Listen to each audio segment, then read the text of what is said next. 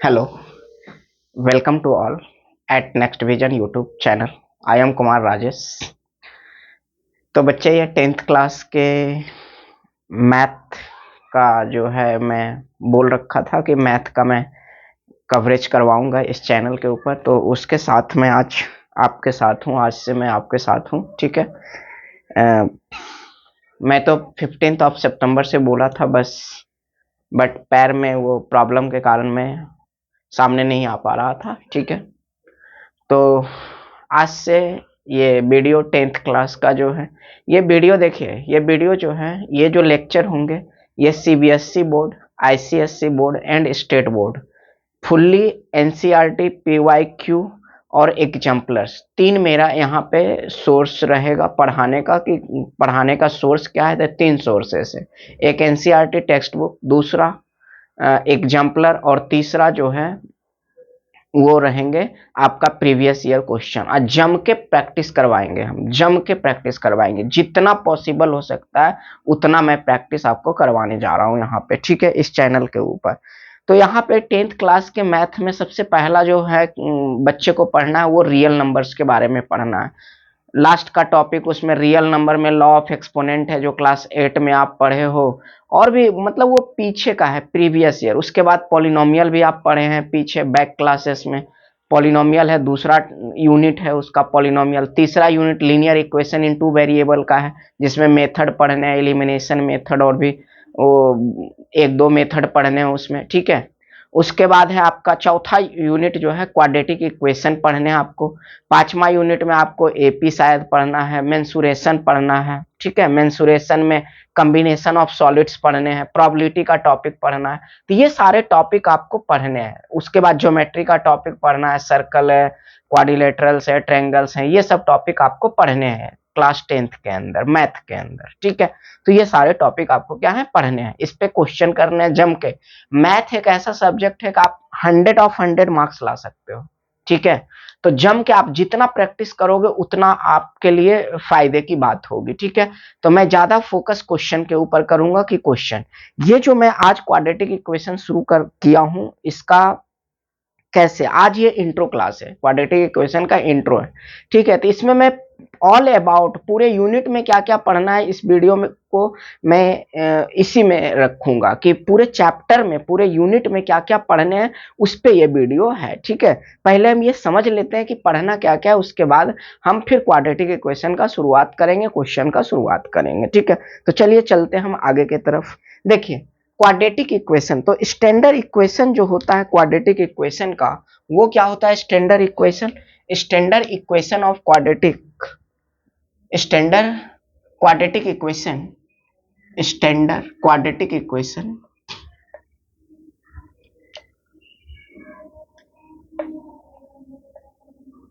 Standard quadratic equation,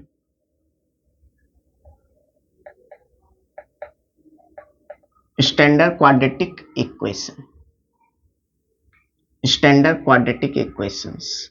standard quadratic equation क्या होता है बच्चा, स्टैंडर्ड क्वाड्रेटिक इक्वेशन होता है a x square plus b x plus c is equal to 0, जहां पे ए नॉट इक्वल टू 0 होना चाहिए। ए क्या होना चाहिए, नॉट इक्वल टू 0 होना चाहिए। अगर ए 0 हो गया, अगर ए मतलब ये स्टैंडर्ड क्वाड्रेटिक इक्वेशन है, तो स्टैंडर्ड क्वाड्रेटिक इक्वेशन में अगर ए 0 हो गया तो ये क्वाड्रेटिक इक्वेशन बचा ही नहीं। क्वाड्रेटिक कहने का मतलब हुआ कि वैसा इक्वेशन जिसका कि डिग्री 2 हो, डिग्री कितना हो, 2 हो। वेरिएबल इसमें क्या है, एक्स है, एक्स वेरिएबल के साथ ये क्वाड्रेटिक इक्वेशन है। ए बी सी क्या है, a b c real numbers है, ए बी सी क्या है, रियल नंबर्स है। तो ये जो वेरिएबल का जो मैक्सिमम पावर होता है किसी इक्वेशन का, वही उस इक्वेशन का डिग्री कहलाता है। मैं क्या बोला कि किसी भी इक्वेशन के अंदर अगर डिग्री डिफाइंड करना है, तो वेरिएबल का जो मैक्सिमम पावर होंगे वो उसका डिग्री कहलाएगा, और उसी के नाम से उस इक्वेशन का नाम भी रखा जाता है, ठीक है। तो ये क्वाड्रेटिक इक्वेशन इसलिए है कि इसका पावर, इसका जो डिग्री है, इसका डिग्री कितना है, इसका डिग्री 2 है। इसका डिग्री कितना है, डिग्री 2 है। डिग्री कितना है, डिग्री 2 है। ठीक है, डिग्री 2 है और a नॉट इक्वल टू 0, ये कंडीशन अप्लाई है कि यहाँ पे a का वैल्यू 0 नहीं, b 0 होगा तो काम चल जाएगा, c 0 हो काम चल जाएगा, a 0 नहीं होना चाहिए। अगर ये 0 हो गया दिस टर्म विल बी 0, ये टर्म क्या हो जाएगा 0 हो जाएगा। ये टर्म 0 हो गया तो दिस इक्वेशन, ये इक्वेशन कन्वर्ट हो जाएंगे किसमें, ये कन्वर्ट हो जाएंगे लीनियर इक्वेशन में। मतलब क्या हो जाएगा b x plus c equal to 0 हो जाएगा, जो कि linear equation in one variable, जो कि क्लास 8 में आप पढ़े हो वो हो जाएगा। ये क्वाड्रेटिक बचेगा ही नहीं, क्वाड्रेटिक का अस्तित्व खत्म हो जाएगा अगर ए 0 हो गए तो। आई होप कि आप ये बातें समझ गए होंगे। ठीक है, आगे की तरफ हम चलते हैं।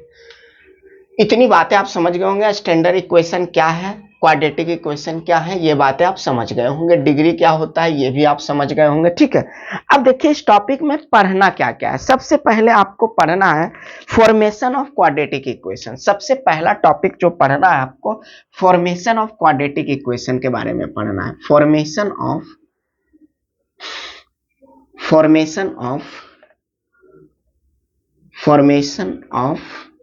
Quadratic equation.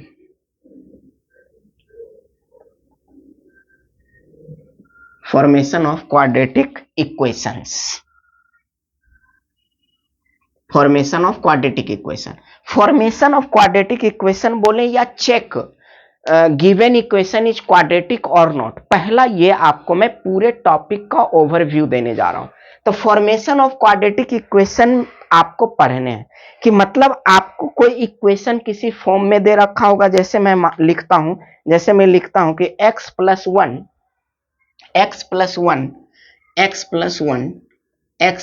One is equal to 2 times of x minus 3, ऐसा कोई इक्वेशन दे रखा है। तो अब आप इसको क्या करो कि ये इक्वेशन जो है क्वाड्रेटिक है या नहीं है ये आपको बताना है। तो वही हुआ कि फॉर्मेशन ऑफ क्वाड्रेटिक इक्वेशन या check whether given equation is quadratic or not, ये पहली बात है आपको पढ़ना। ठीक है, इसमें ये पढ़ना है आपको सबसे पहले। तो ये हम चेक करेंगे कि सबसे पहला टॉपिक यही आपका, इस पे वैरायटी ऑफ क्वेश्चंस इसमें भी पूछे जाते हैं एग्जाम के अंदर, ऑब्जेक्टिव क्वेश्चंस के अंदर यस नो करके ऐसे करके आपको पूछे जाते हैं। फॉर्मेशन ऑफ क्वाड्रेटिक इक्वेशन से क्वेश्चन पूछे जाते हैं। ठीक है, तो ये फॉर्मेशन ऑफ क्वाड्रेटिक इक्वेशन हुआ। नेक्स्ट जो आप इसमें पढ़ना है, उसके बाद पढ़ना है इसमें सॉल्यूशन ऑफ क्वाड्रेटिक इक्वेशन। क्या पढ़ना है इसमें, सॉल्यूशन ऑफ क्वाड्रेटिक इक्वेशन। क्या पढ़ना है, सॉल्यूशन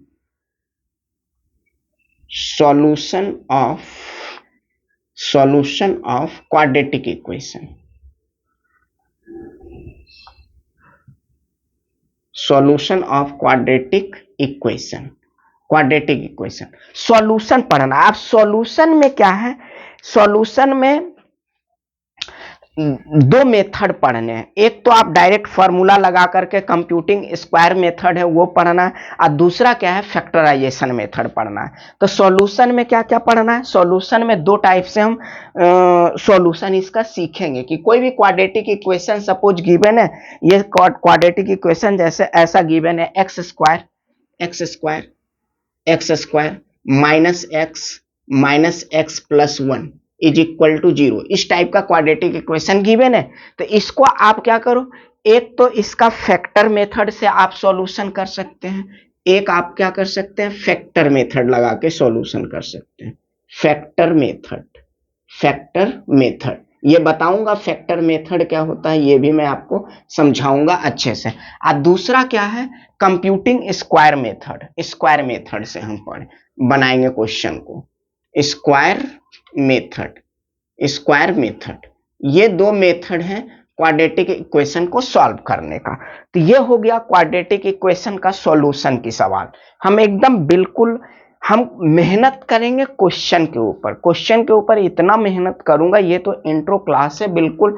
तो हम क्या बोले कि स्टैंडर्ड इक्वेशन होता है ax square plus bx plus c equal to 0, जहां पे a नॉट इक्वल टू 0 होना चाहिए।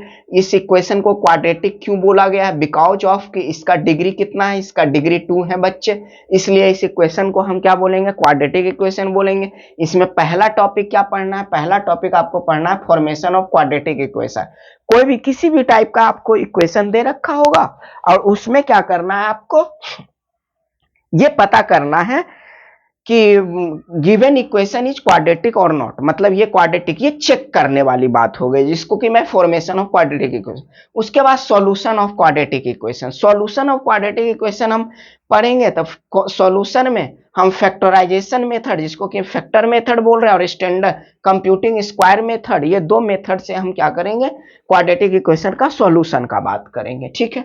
उसके बाद ये हो गया इतना तक। उसके बाद हम नेचर ऑफ रूट्स पढ़ेंगे।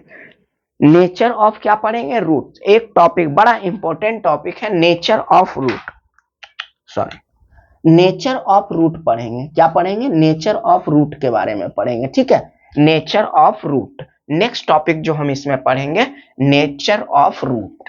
क्या पढ़ेंगे, nature of root, nature of root. Next topic जो इसमें पढ़ेंगे नेचर, ये लास्ट टॉपिक है, ठीक है, nature of root. Nature, nature of roots, nature of roots. यहां पे नेचर ऑफ रूट, जैसे कोई क्वाड्रेटिक इक्वेशन है तो उसके दो रूट होंगे। दो रूट कौन कौन का, x इज इक्वल टू जो वैल्यू आता है minus b plus minus b square minus 4ac upon 2a। तो इसका दो रूट आते हैं। दो रूट कौन कौन सा आता है ये मैं बता दूं। दो रूट कौन कौन सा आते हैं, दो रूट आते हैं। एक रूट होगा ऐसा, एक रूट होगा ऐसा, एक रूट ये, एक रूट होगा minus b plus root under b square minus 4ac, b square minus 4ac upon 2a। और दूसरा रूट होगा minus b minus root under b square minus 4ac upon 2a। तो देखो यहां पे जो प्लस माइनस ये लिखा हुआ है, ये जो प्लस माइनस लिखा है मैंने, ये जो प्लस माइनस लिखा हुआ है, यहीं से इसको दो पार्ट में ब्रेक किया गया, एक बार प्लस साइन के साथ, एक बार माइनस साइन के साथ, ठीक है। तो ये एक रूट जो होंगे, एक रूट कहलाएगा अल्फा और दूसरा रूट कहलाएगा बीटा, यही दो रूट होते हैं। तो ये नेचर ऑफ रूट। और नेचर ऑफ रूट जो है डिपेंड करता है डिस्क्रिमिनांट के ऊपर, डिपेंड करता है किसके ऊपर, डिस्क्रिमिनांट के ऊपर। मैं बिल्कुल आप ही का बुक एनसीईआरटी को फॉलो करूंगा, क्वेश्चन कहीं से भी मैं सॉल्व कराऊंगा, ठीक है, कहीं से भी मैं क्वेश्चन को क्या करूंगा, सॉल्व करवाऊंगा, क्वेश्चन को कहीं से भी क्या करूंगा, सॉल्व करवाऊंगा, ठीक है। तो इतना ही है इसमें जो पढ़ने हैं। इस पे आप टॉपिक जैसे आएगा ये जो मैं पहला लिखा फॉर्मेशन ऑफ क्वाड्रेटिक इक्वेशन, तो उसमें क्या है, जितने भी टाइप के पॉसिबिलिटी ऑफ क्वेश्चंस हो सकते हैं वो सारे टाइप हम करेंगे। मतलब वैरायटी ऑफ क्वेश्चन का क्या है, प्रैक्टिस करने जा रहे हैं, वैरायटी ऑफ क्वेश्चन का क्या करने जा रहे हैं, प्रैक्टिस करने जा रहे हैं, ठीक है। ये चीज है ऐसा।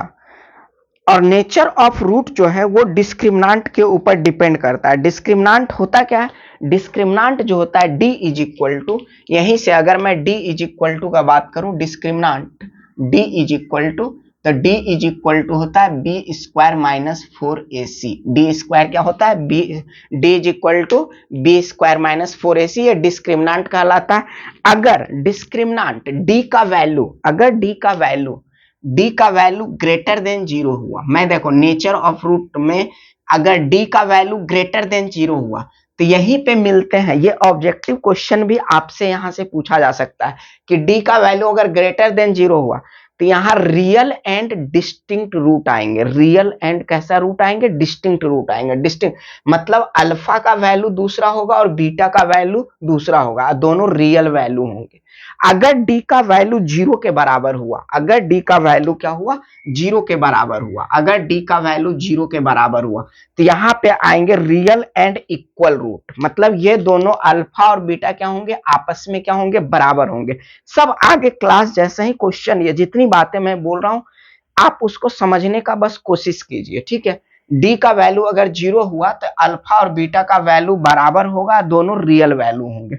अगर डी का वैल्यू लेस देन 0 हुआ, अगर डी का वैल्यू लेस देन 0 हुआ तो यहाँ पे आते हैं इमेजिनरी रूट। इमेजिनरी रूट मतलब रूट नॉट डिफाइंड भी हम इसको बोलते हैं, आपके सिलेबस में ये नहीं पढ़ना है, ठीक है। बस इतना ही कंडीशन आपको ध्यान में होना चाहिए कि अगर डी का वैल्यू लेस देन 0 है, लेस देन मतलब 0 से छोटा है, ठीक है। तो 0 से जब छोटा है तो वहां पे क्या होंगे, इमेजिनरी रूट होंगे और वो रूट डिफाइंड नहीं होता है, ठीक है। रूट डिफाइंड नहीं होता है तो इस केस में हम क्या है, इस केस में हम क्या करेंगे, इस केस में ये अल्फा और बीटा जो होगा इमेजिनरी वैल्यू होगा, जो कि आपको नहीं पढ़ने यहाँ पे, ठीक है।